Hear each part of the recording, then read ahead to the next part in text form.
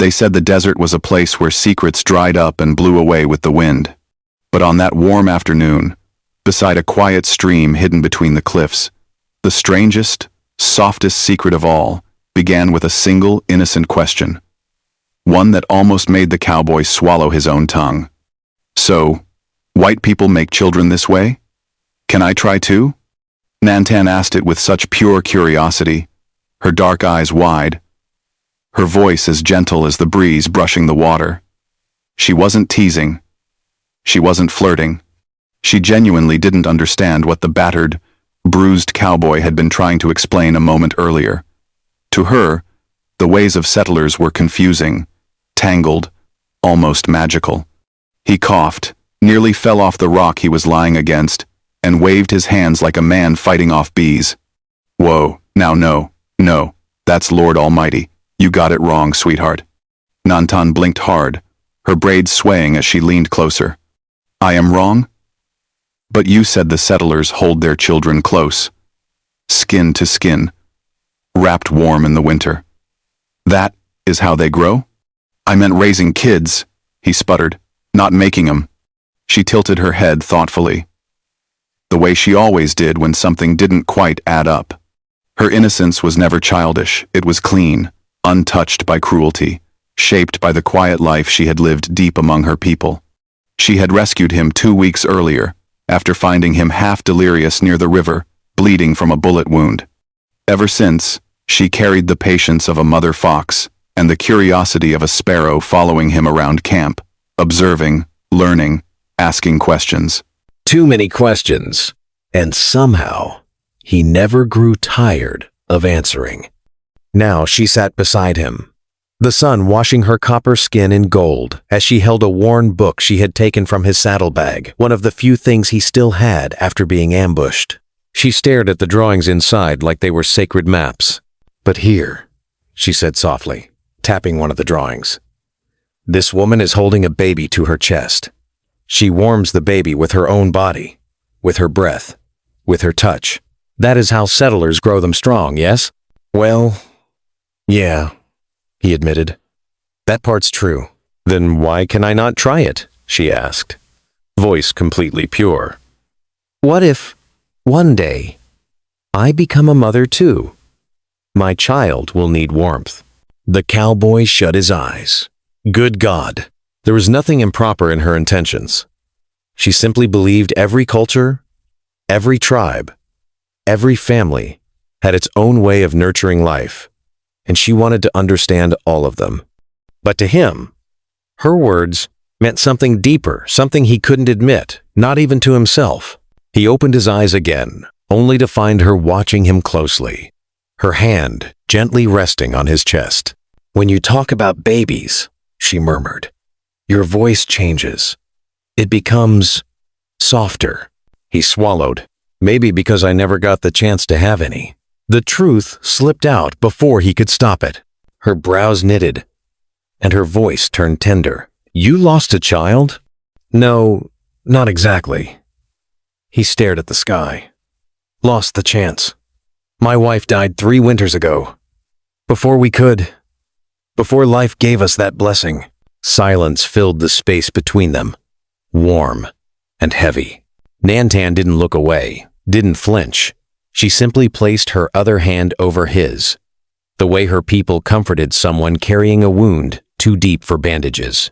"I am sorry," she whispered. "I did not mean to touch a hurt." "You didn't," he said softly. "You eased it." For a moment, neither moved. The stream murmured. A hawk shrieked high above. Somewhere in the brush, a lizard darted into shade. And still, she sat there with her hands resting on him like she could anchor him back to the world. He felt the ache of years loosen in his chest. Then she took a slow breath, the warm kind that came before a difficult confession.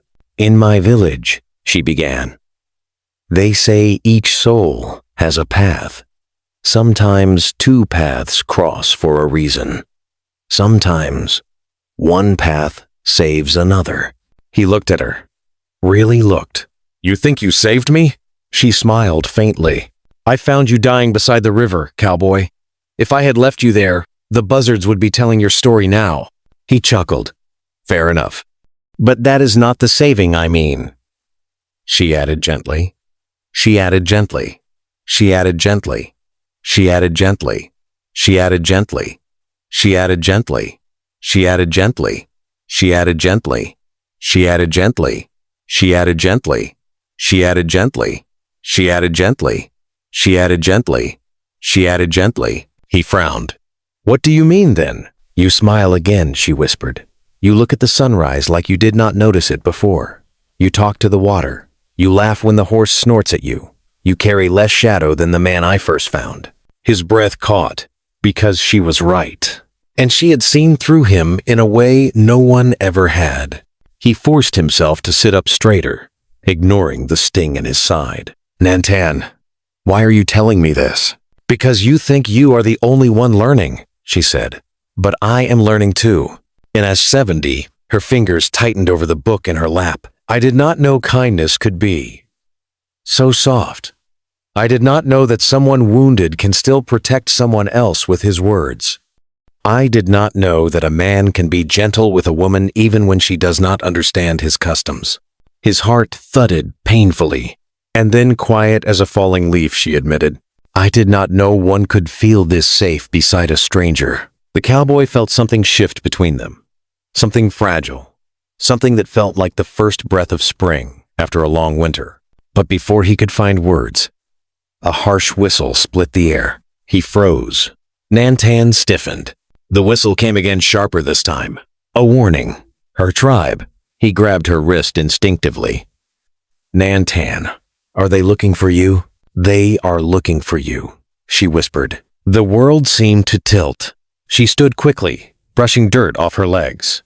"If they find a settler man in our land, wounded or not, they will see danger. They will not ask questions first."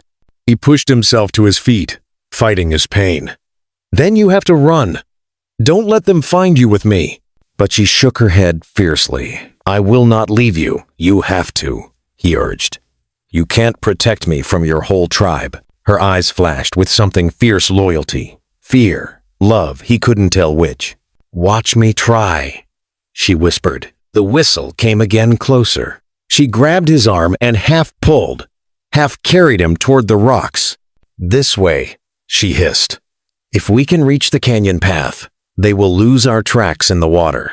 He stumbled after her, each step burning. But he didn't stop. She was small, but strong. Strong in the way the desert is strong. Strong in the way storms are strong. For a moment, it seemed they might make it, until the sound of rushing hooves thundered behind them. 5 riders, all armed, all Apache warriors, her people. She froze, breath shaking. The leader dismounted. His expression, hard as stone. "Nantan," he said in Apache, "step away from the settler." She didn't move. The cowboy tried to pull his arm free. "Nantan, listen to him go. Please." But she stepped in front of him instead. "I will not," she told her chief. "This man harmed no one. This man bled on our land. This man breathed still because I made a choice." "You chose wrongly," the chief growled. "The settlers kill our sons. You shelter one of them?" "He is not one of them," she insisted. "He is one man, and he is good." The chief's eyes darkened. "You bring him into our canyon, into our safety, into our future. Why?" The answer came like a quiet strike of lightning. "Because he saved me too," the riders murmured. The chief's jaw tightened. Nantan continued before he could speak. "You think strength is only in war, but strength is also in healing, in curiosity, in learning the ways of others without fear. He has shown me that." She turned, looking directly into the cowboy's eyes. "And I will stand with him, even if I stand alone." Silence smothered the canyon. The chief stared at her for a long, long moment. Then his gaze shifted to the cowboy, bloody, limping, exhausted, but still standing beside her. Finally, he spoke. If he leaves this canyon today, the chief said slowly, he leaves alive. Kamai. Common. Relief washed through the cowboy. But Nantan stays. She inhaled sharply. No, the cowboy said immediately. No, she's coming with me. The warriors raised their weapons. The chief's voice hardened. She belongs to her people. Nantan stepped forward, trembling but brave. And if I choose otherwise? A heavy pause. You would leave your tribe, the chief warned. Everything you know, I would follow my path, she whispered. Another pause. And you would trust this man with your life? He demanded. She looked at the cowboy, truly looked, seeing not his wounds, not his fear, but his soul. Then she nodded. Yes. The chief exhaled slowly, like a man surrendering to a truth he wished wasn't real. Then go, he said. But know this, you cannot return. Nantan's breath hitched, but she didn't cry, didn't tremble. She simply took the cowboy's hand, and together, wounded, terrified, hopeful, they walked out of the canyon, leaving behind the only world she had ever known. Hours later, as the sun set in blazing gold behind them, she finally spoke. Cowboy, earlier, when I asked how white people make children, he nearly tripped. Please don't start, she giggled softly. I understand now, she whispered. It is not about holding close. It is about the heart choosing. He stared at her, stunned. Then she squeezed his hand gently and added, and my heart has chosen its path. The cowboy swallowed the lump in his throat. Nantan, he murmured. If you walk with me, I'll make sure you never regret it.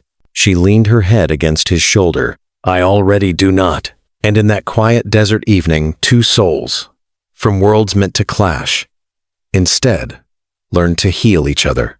Not through customs, not through blood, but through kindness, through courage, through choosing love where the world expected fear. And that choice, small and impossible as it seemed, would become the beginning of a legend whispered for generations. The story of the Apache woman who asked an innocent question and found a destiny bigger than any tribe, any nation, or any boundary the world tried to place between two hearts.